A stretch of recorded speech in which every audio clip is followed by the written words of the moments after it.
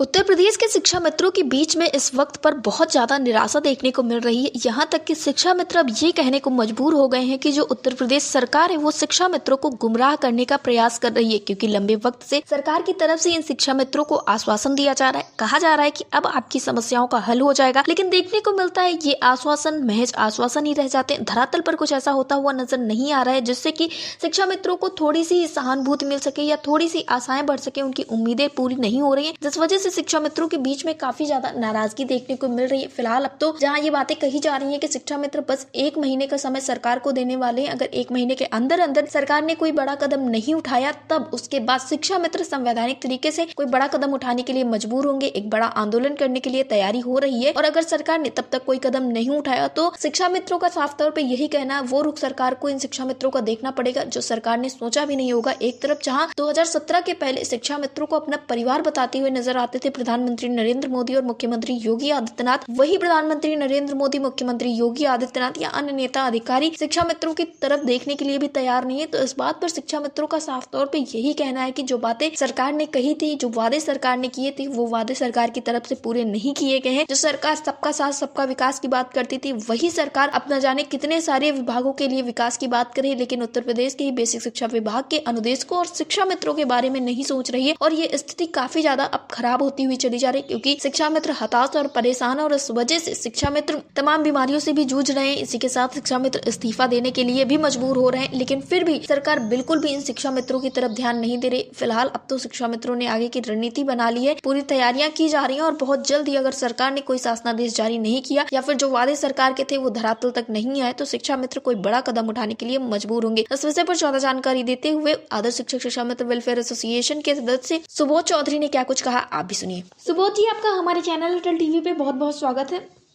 धन्यवाद madam.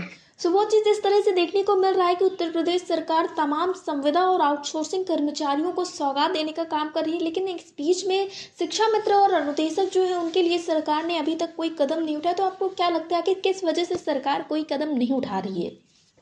Madam, हमें लगता है सरकार सिर्फ और सिर्फ हमें गुमराह कर रही है, इसके अलावा कुछ नहीं है जी। हाँ जी, क्योंकि हम तमाम प्रयास हमारे नेता और हम सब मिलकर कर चुके हैं, सभी से विनती कर चुके हैं, लेकिन कोई समाधान नहीं मिल पा रहा। इसके अतिरिक्त तो क्या कर सकते हैं?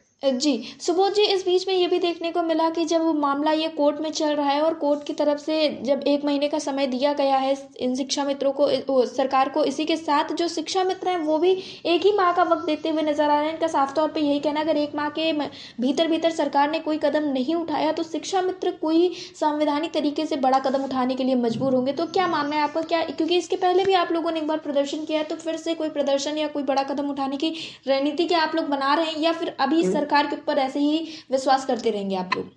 नहीं मैडम, इस बार ये फाइनल है। अगर वहां से कुछ नहीं होता तो हम फिर बड़ा कदम, बिल्कुल रणनीति बना रहे हैं, बड़ा कदम उठाएंगे। जी सुबोध जी, इस बीच में कुछ खबरें ऐसी भी निकल कर आई जिसमें ये पता चला कि कई सारे शिक्षा मित्र इस्तीफा देने का काम कर रहे हैं और ये कई सारे शिक्षा मित्र हृदयघात की वजह से मौत की घाट पे उतर रहे हैं। ये देखने को मिल रहा है कि जो उत्तर प्रदेश के शिक्षा मित्र हैं वो काफी ज्यादा हताश और परेशान है, जबकि मुख्यमंत्री योगी आदित्यनाथ के साथ साथ प्रधानमंत्री नरेंद्र मोदी आप लोगों को ही अपना परिवार नजर बताते हुए नजर आते थे 2017 के पहले, और अब 2017 के बाद से लगातार आप लोग अपनी बातों को सरकार के सामने रख रहे हैं, लेकिन सरकार हर एक बात को अनसुना करती हुई नजर आ रही है।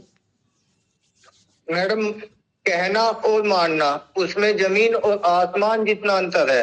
अगर उन्होंने कहा और वो हमें मानते जो उन्होंने कहा तो अब तक तो हमारा समाधान ही हो गया होता। और अवसाद की स्थिति यह है कि ना तो समय पर इलाज करा पा रहे आर्थिक स्थिति के कारण, और कैसे भरण पोषण करें, अपना ही नहीं कर पा रहे, परिवार का कैसे करें। जब इंसान के सामने यही स्थिति आएगी तो वो ऐसे कदम उठाने के लिए विवश हो जाता है। जी सुबोध जी, तो आप अपने साथियों को क्या संदेश देना चाहेंगे, क्योंकि अभी आप लोग इंतजार कर रहे हैं, 1 माह का समय दिया गया, तो ऐसे में शिक्षा मित्र परेशान ना हो तो यही अच्छी बात है, क्योंकि आगे आप लोग कोई बड़ा कदम उठाएंगे तो हर एक शिक्षा मित्र का कदम से कदम मिलाना काफी ज्यादा जरूरी हो जाएगा। अभी मेरा सभी साथियों को यही संदेश है कि 1 महीना अपने आप को तैयार करते रहिए, अपने आत्मविश्वास को जीवित रखिए, आत्मविश्वास को बढ़ाइए। 1 महीना का समय मिला है, 1 महीना हम इंतजार करेंगे और उसके बाद पूरे जोश एवं उत्साह के साथ अपनी लड़ाई को मजबूती तरीके से लड़ेंगे। जी, सुबोध जी, अटल टीवी से जुड़ने के लिए धन्यवाद।